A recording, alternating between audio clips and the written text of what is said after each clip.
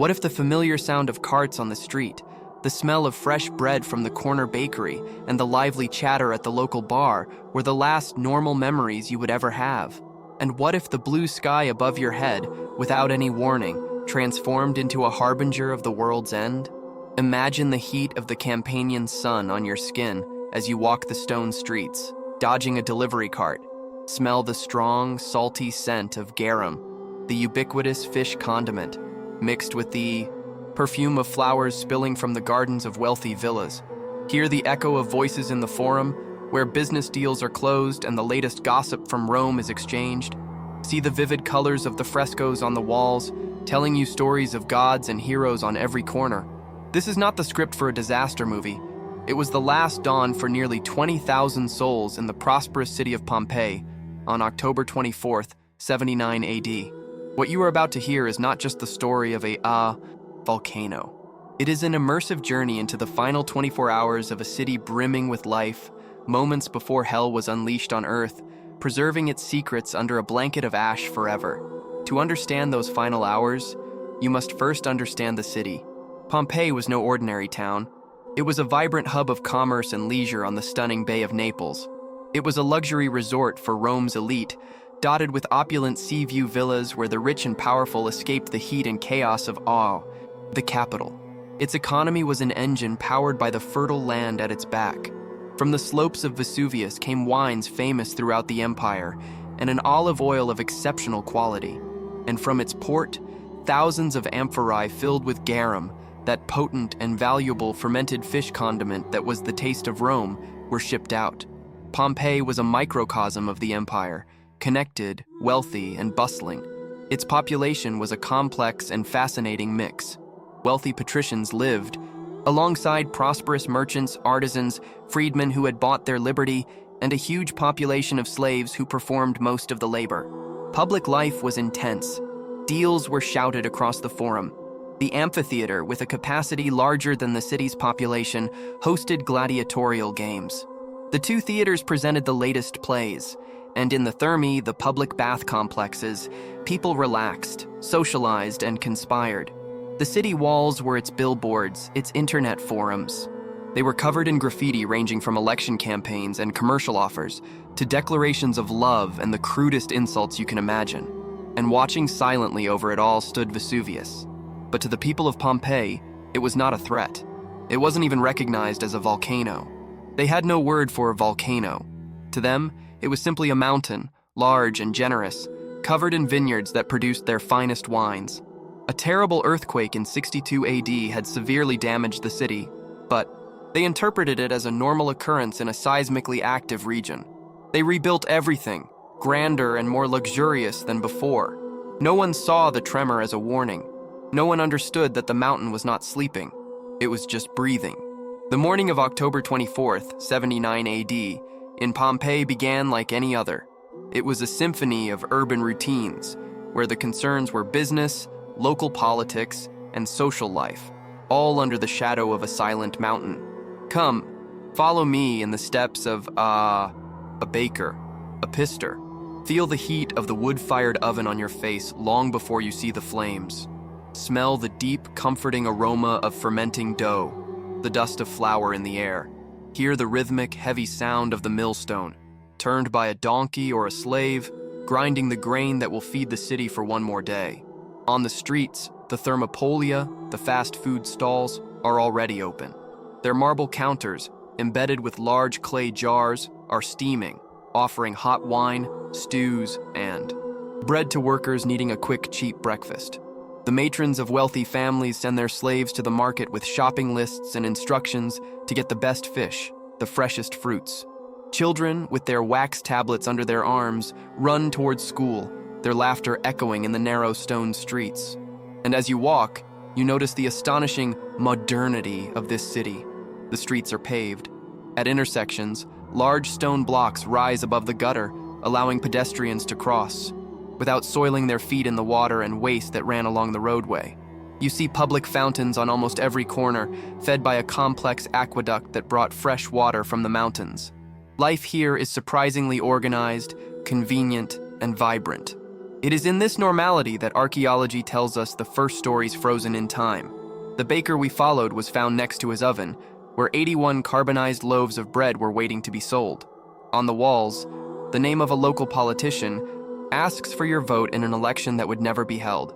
In a nearby villa, a wealthy woman's jewelry, a fortune in gold and emeralds, lies next to her remains, a useless treasure against the power of nature.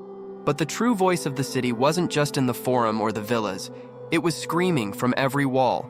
The graffiti of Pompeii was not simple vandalism, it was the social network of the era, a raw and unfiltered window into the minds of its people.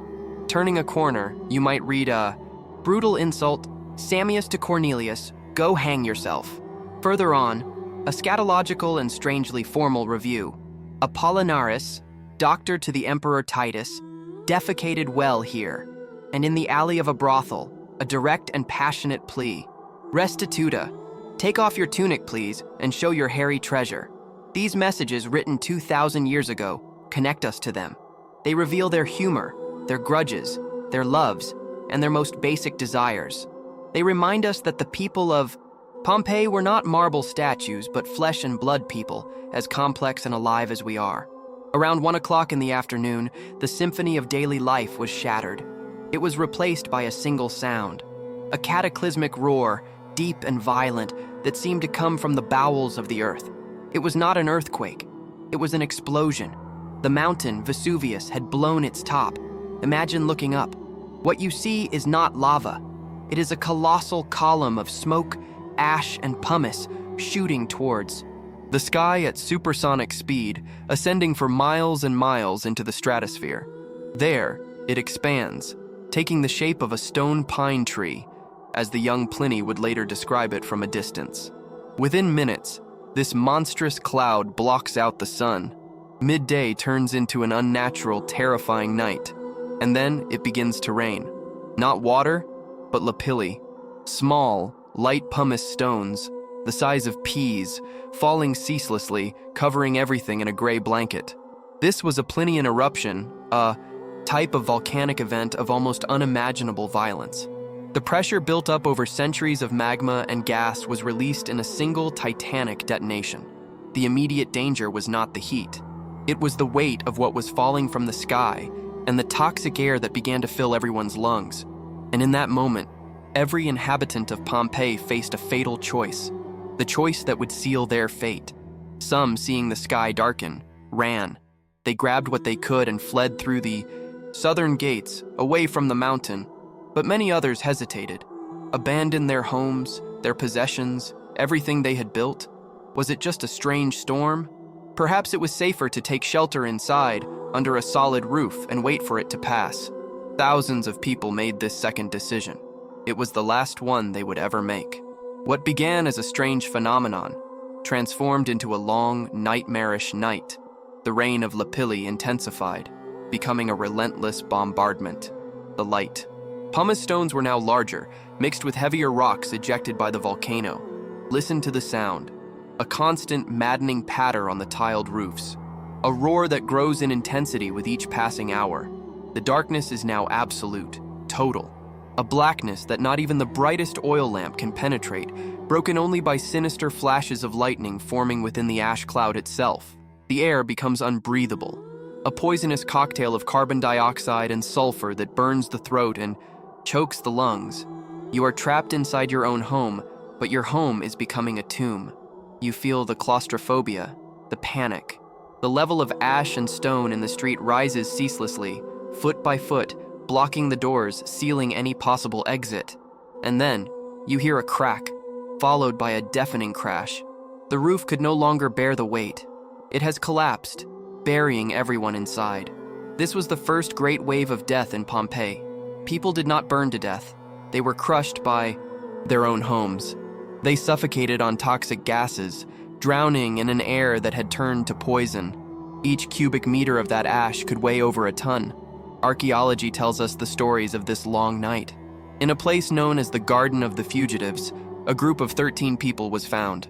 Adults and children who had taken refuge in an orchard, perhaps thinking it was safer to be outdoors. They fled too late. They fell together, suffocated, and there they remained, their bodies forming a tragic tableau of a family in its final moments. In the gladiators' barracks, several were found still chained in their cells. Men whose lives were violence and combat died helpless, without the slightest chance to escape, while Pompeii was choking in darkness. In the Bay of Naples, one man was sailing directly towards the disaster. He was Pliny the Elder, a scholar, naturalist, and commander of the Roman fleet at Misenum. Driven by an insatiable scientific curiosity and a profound sense of duty, he saw the strange pine tree-shaped cloud and ordered a ship to be prepared. What began as a research trip quickly became a rescue mission when he received a desperate note from a friend trapped on the coast. He launched his warships, the fastest vessels in the empire, into the heart of the inferno. As they drew closer, his fleet was bombarded by increasingly hot ash and incandescent rocks. The sea itself boiled around them, and the accumulation of volcanic debris blocked the shore, preventing him from reaching his original destination. Defiantly, Pliny ordered his helmsman, "Fortune favors the brave. Head for Stabiae." He landed there at another friend's house, feigning calm so as not to alarm the others. But during the night, as the ashfall intensified, poisonous gases swept down the slope. Pliny, a portly man with respiratory problems, collapsed on the beach and died, suffocated. His heroic yet futile attempt to understand and combat nature's fury stands in stark contrast to the struggle for sheer survival taking place just a few miles away in the buried streets of Pompeii. For those who had miraculously survived the night of stone, the collapsed roofs, and the poisonous air, the true end came with the dawn. It came in the form of an incandescent avalanche, a pyroclastic flow. It is not lava. It is something much faster and more lethal. A dense, ground-hugging cloud of superheated ash, gas, and rock at over 300 degrees Celsius that swept down the slopes of Vesuvius at more than 100 kilometers per hour. It is almost silent until it hits you. It is a wave of fire that incinerates everything in its path. The heat is so intense, so extreme, that death is instantaneous. There is no time to scream. The thermal shock cooks the internal organs and causes a violent contraction of the muscles, leaving the bodies in a strange pugilist pose. And it is this wave of fire that gave us Pompeii's most haunting and moving legacy. The pyroclastic flow buried its victims in a layer of fine, wet ash that quickly hardened around them, like a plaster mold. Over the centuries, the bodies and clothing decomposed, but the mold, the exact impression of their form at the moment of death, remained, an empty cavity in the volcanic rock. In the 19th century, archaeologists had the brilliant idea of pouring liquid plaster into these voids. When the plaster set and they removed the surrounding ash, they revealed for the first time in nearly 2 millennia the victims of Pompeii. Not their bones, but their human form, their final gesture, their last emotion. It is here that we come face to face with the tragedy. We see a mother huddled over, protecting her child with her own body. We see a man sitting, his head in his hands in a gesture of utter despair. We see a dog, still chained to its post, writhing in its final agony. Each cast is a monument to a life cut short in an instant. In less than 24 hours, Pompeii was completely wiped off the map. It was buried under more than 6 meters of ash and stone, and history forgot it. It became an accidental time capsule of Roman life. Imagine the scene the next morning, a total and absolute silence. Where a bustling city had stood a day before, now there was only a vast, gray, smoking plain. The few survivors who had managed to escape and now looked back saw nothing of their former home.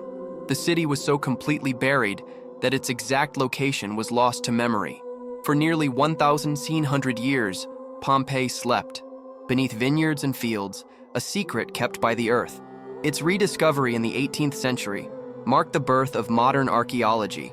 For the first time, we were not unearthing the ruins of a palace or a temple, but an entire city, preserved almost perfectly at the moment of its death. The legacy of Pompeii is a paradox. It is not just a tragedy, but an invaluable gift to history.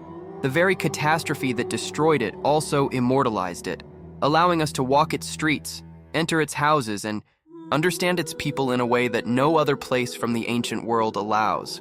Imagine being one of the few survivors, watching from a distant hill towards the bay. Where the lights of your home, the busy streets, the sound of life once were, there is now only a gray, silent plain under a decapitated mountain. The smell of bread, the laughter in the baths, the faces of your neighbors, all have become ghosts, buried beneath the silence of the ash. The story of Pompeii is not ultimately about death, but about the life that was interrupted. Its tragedy is a visceral reminder that civilization, with all its art, engineering, and comfortable routines, is incredibly fragile, and that behind every great historical event, there are thousands of ordinary lives filled with the same hopes, fears, and loves as our own. If you were in Pompeii on that day and saw the first ash fall, what do you think you would have done? Flee immediately, leaving everything behind, or try to protect your home and family, hoping the danger would pass? Leave your opinion in the comments. If this journey shook you, subscribe to Forgotten Chronicles. Here we don't just tell history, we relive it.